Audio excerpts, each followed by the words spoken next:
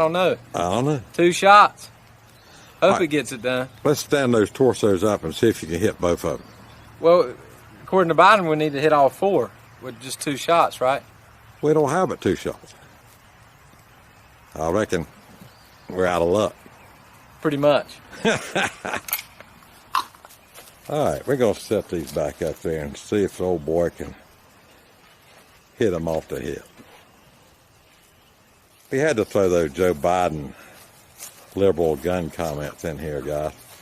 Keep up the pressure. Let's see if you can hit those 4 bad guys with 2 shots. How about just the first 2? All right. The other 2 probably don't have guns. That's 1. 2. Reload. That's right.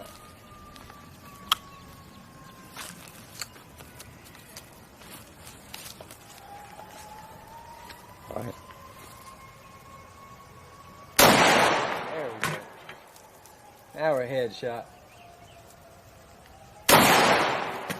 Good shooting. Kicking a little. Oh, yeah.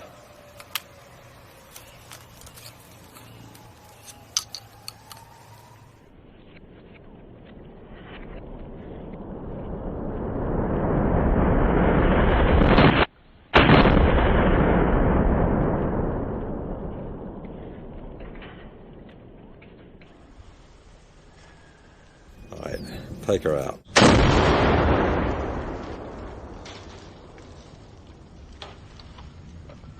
Every one of you, vote for Sean 3 times. Do it. And then she texts back and say, did you vote for Sean? If you didn't, you better do it right now. If we could only run campaigns like we ran that one, we would. It was pretty impressive. It was. Thank you. And thank to her and everybody out there. Honest to God, when I did that, I thought this will be fun for a couple weeks. And the next thing you know, I'm in the quarterfinals of a reality show for dancing, which, isn't that big of a deal unless you actually saw me, and then you're going, how did he get that far? They said that about my political career, No. Sean. I know about your political career. You earned that. I went out and hustled for votes, and it was unbelievable. And, every week when they called me safe, it was 9 weeks on the show.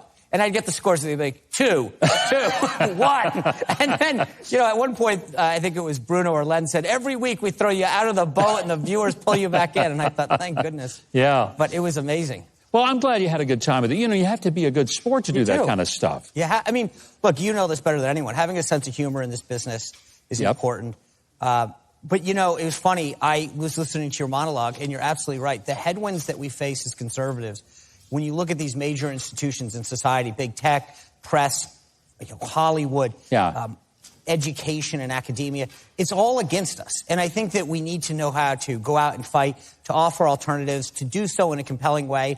And it's amazing because shows like this give people an alternative that's good family, informative shows that Hollywood doesn't want to produce. And that's why you're here in Nashville. Aside from it being a great place. But we need to understand that this election is about the direction of our country.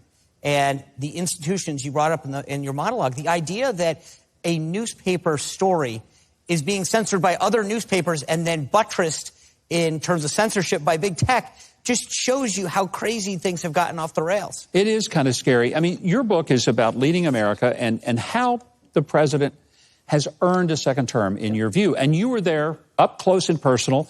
You're not one of those people that left and said, I'm going to go write a nasty book about the president. You've written a wonderful book, and you've laid out the case. What is essentially the most important thing that you feel like you've said in this book that every American ought to hear?